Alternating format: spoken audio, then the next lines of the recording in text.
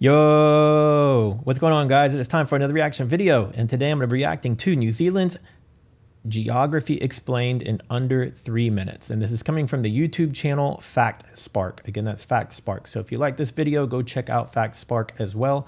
Let's check out New Zealand's geography. Let's get into it. New Zealand.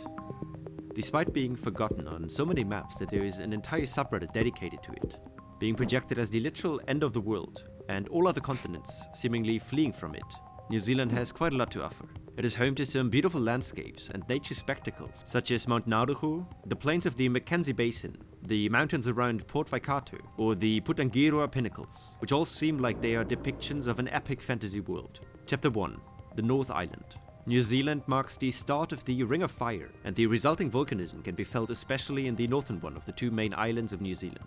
Dormant cool. and active stratovolcanoes such as Mount Ruapehu, Mount Taranaki, and Mount Gauraho characterize the central North Island volcanic plateau, and the Lake Taupo, the third largest lake of the country, is a water-filled cauldron of one of Earth's most violent supervolcanoes, which caused the largest eruption on planet Earth of the past 5,000 years.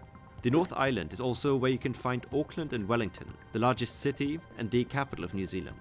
With a combined population of 2 million people in their metro areas, these two cities make up the cultural, political and economic hub of the country.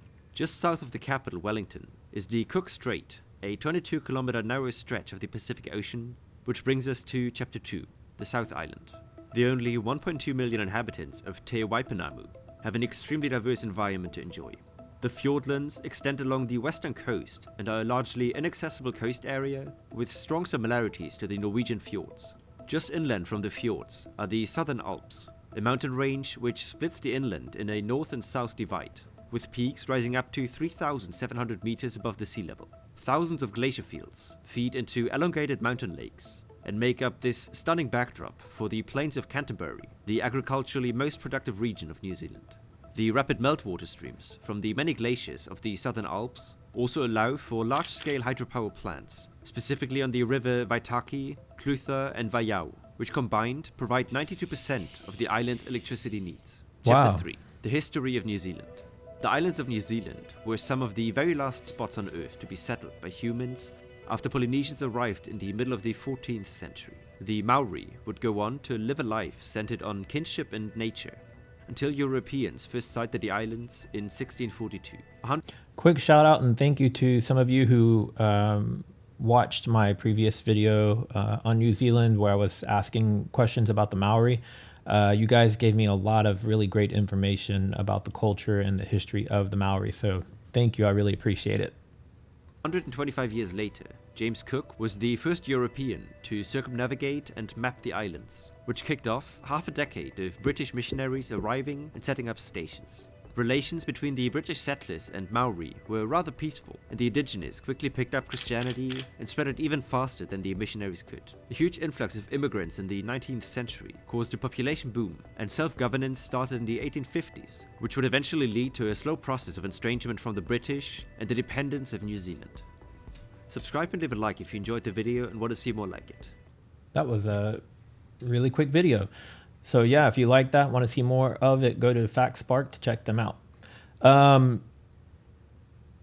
Picked up a few new things. The power grid is really interesting to know that those 3 rivers or 3 waterways, basically the power that they're able to generate there, if I'm remembering quoting this correctly, 90% of the power for both islands is pretty impressive. And then just it reiterated some of the history that was that I learned on some of the other videos. So yeah, the more times I hear this stuff, the more it starts to sink in and resonate, and I'll remember it. So maybe 3 to 5 videos in, I'll be able to kind of recite this stuff off the top of my head and not have to rely on watching the videos any longer, and I'll just actually know the information. So if you've got some helpful videos about New Zealand, tourism videos, culture, food, music, anything and everything New Zealand, comment below, leave me links if you have them, so that I can go check out those videos and do some reactions to them. If you're new here and you like this video, please give it a thumbs up. Please subscribe, click the bell so you'll get notified every time I upload a new video, and comment below. Let me know where in the world you're watching me from. And I'll see you guys in the next video. Later.